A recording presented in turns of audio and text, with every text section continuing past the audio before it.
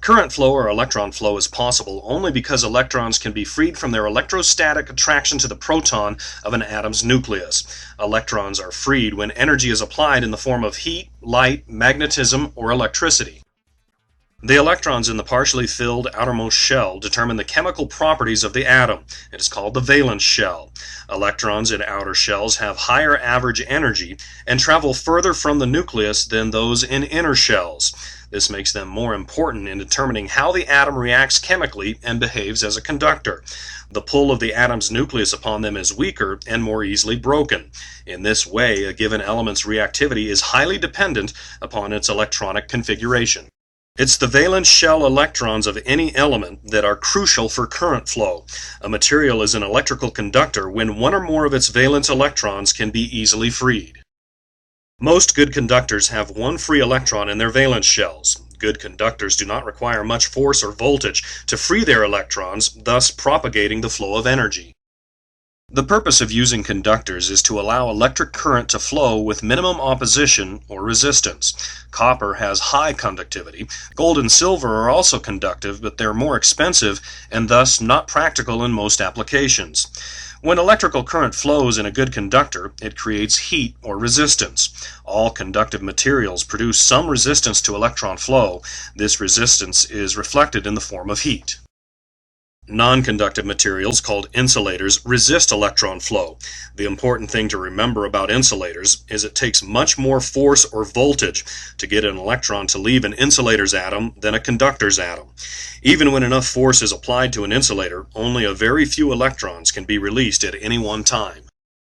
Insulators protect conductors from touching each other and protect us from touching conductors.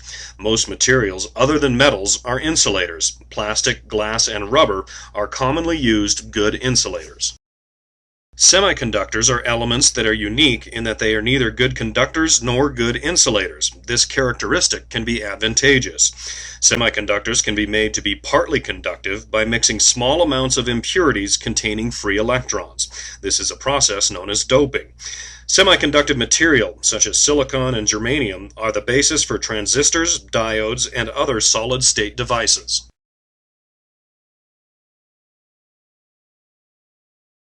Silicon is a semiconductor. This means it can conduct electricity and also act as an insulator.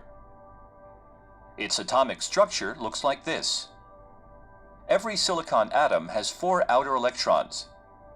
There are no free charge carriers. As a result, the pure monocrystalline silicon is non-conductive at room temperature. To allow it to become conductive, small quantities of specific atoms are added as impurities to the wafer. These impurity atoms must have a number of outer electrons that is either one more or one less than that of silicon. Silicon is in the 14th group of the periodic table of elements. This means that elements in the 13th or 15th group have to be used in this process, referred to as doping. Boron and phosphorus atoms are the most suitable elements in these groups. They are very close to silicon on the periodic table and therefore have very similar properties. Phosphorus has 5 outer electrons. When it is inserted into the silicon crystal lattice, the 5th phosphorus electron can move freely. This means that the silicon phosphorus crystal is N-conductive. In contrast, boron atoms only have 3 outer electrons. When they are introduced into the silicon lattice, one silicon electron has nothing to bond to. This creates electron holes. The holes move through the crystal like positively charged particles, making the material p-conductive.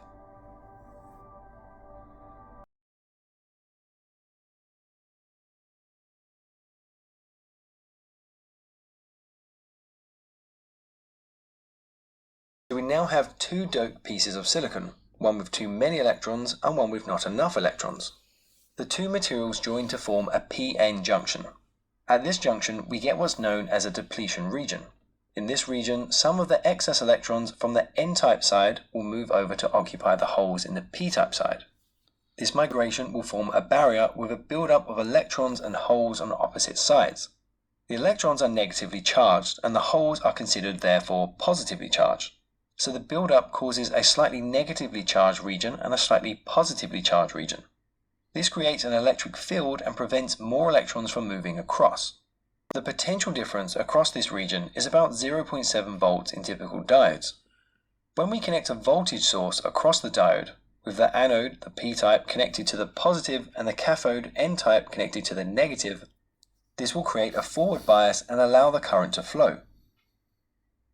The voltage source has to be greater than the 0.7 volt barrier, otherwise the electrons can't make the jump.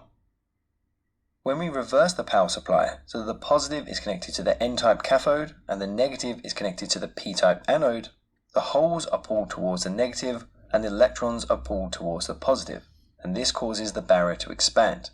Therefore, the diode acts as an insulator to prevent the flow of current.